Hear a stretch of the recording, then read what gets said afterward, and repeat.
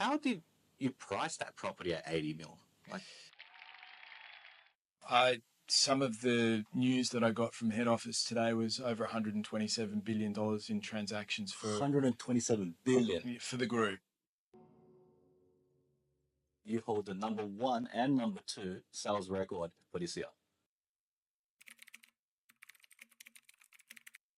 Ash, welcome back after a year. I remember we had an interview like 1 year ago, roughly this time. Thanks for having me back, Sean.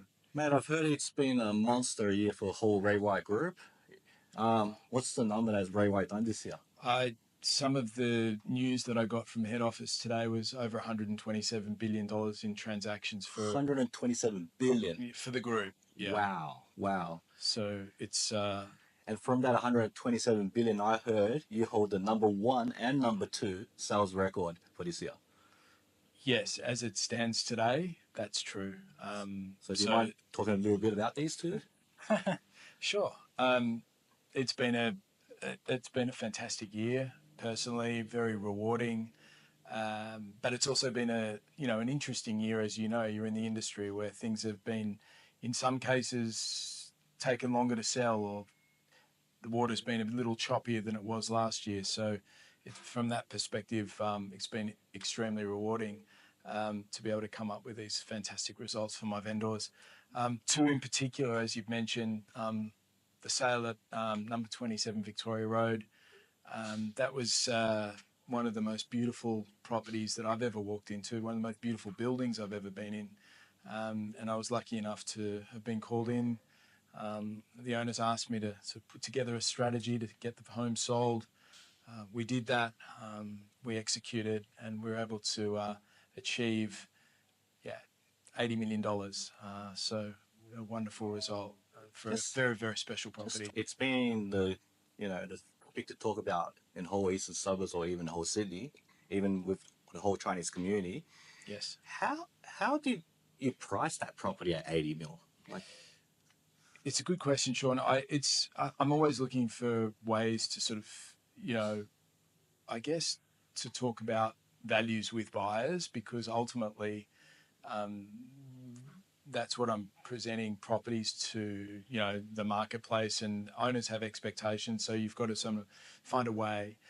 With that one, it was actually, believe it or not, quite an easy way to do it, because earlier in the year, 23 Victoria Road sold. And that set a record of 52,750 approximately. Yep. So what I was able to do was effectively take that number and apply it to Victoria Road number 27.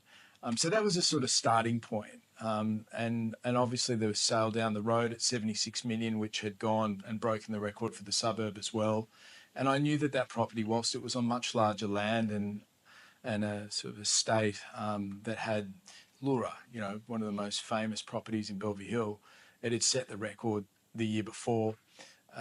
So when I sort of used the two together, and knowing that property also had a significant amount of money to spend on it to get it up to the same standard as Al Coringa, I was able to present it to the buyers in such a way. So, we were able to get almost match that rate per square metre. But, the hard part was, I guess, that number 23 was on 675 square metres of land. Al Coringa sat on just under 1,600. Yeah. And what about the second sale, the second record price? Second sale was a property that we sold about 3 years ago, which at the time was the highest price made for Bellevue Hill that year at 30 million. And that traded for 42. Again, there was a little bit of sort of interior modifications that were done, mainly for taste, but for the most part, pretty much the same home that we'd sold 3 years earlier. Again, beautiful family home, amazing layout, lots of space, beautiful gardens, and again in that sweet spot, right, in the beautiful part of Victoria Road, and very commanding position. So that was another strong result for the market as well.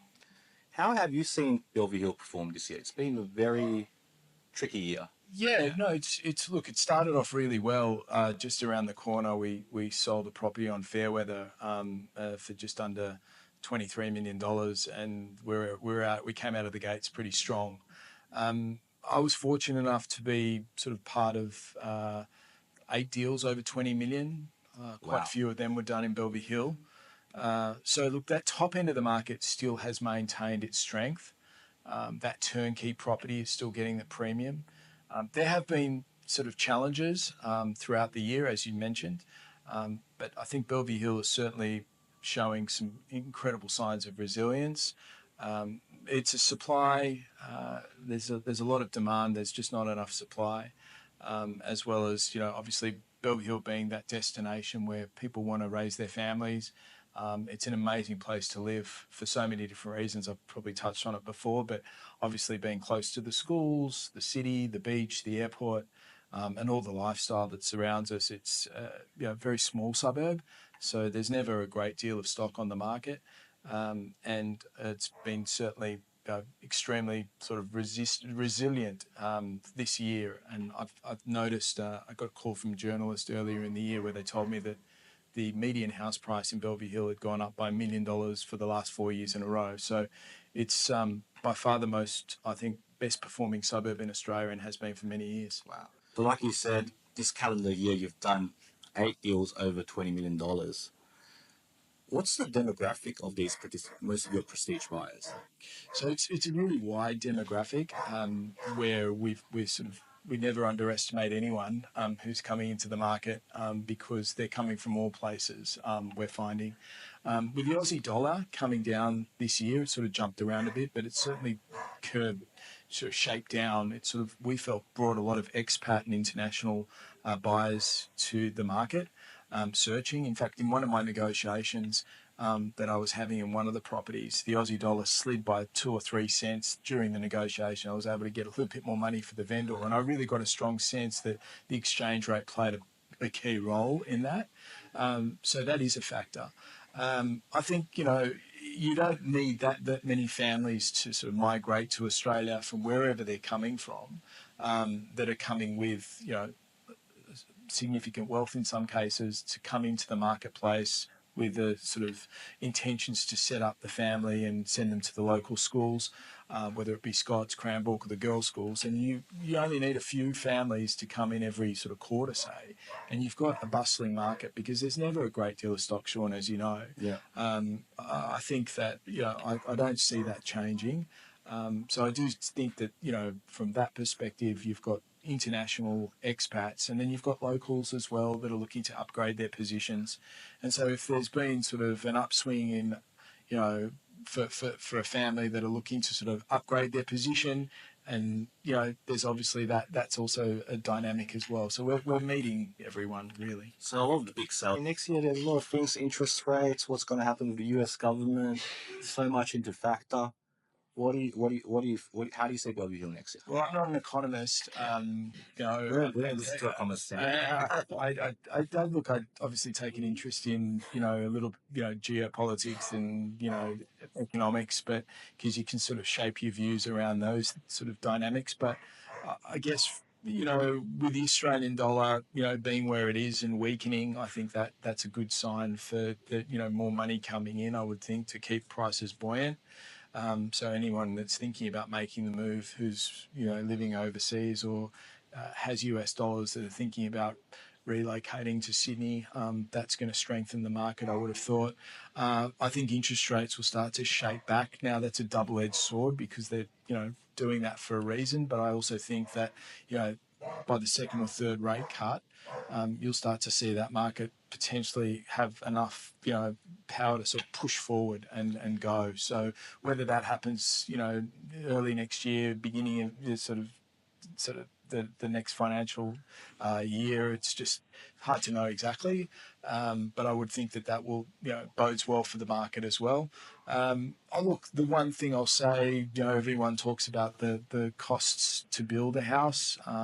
Those I don't think those things are going to change anytime soon. I think you're probably still going to sort of see that premium, that significant premium paid for turnkey properties.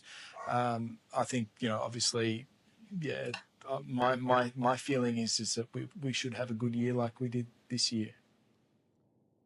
All right, awesome, Ashley. Thank you for coming again. Hopefully by 12 months next year, we'll hear some maybe even over $100 million numbers. Thank you so much for having me, Sean. Awesome. Thank you.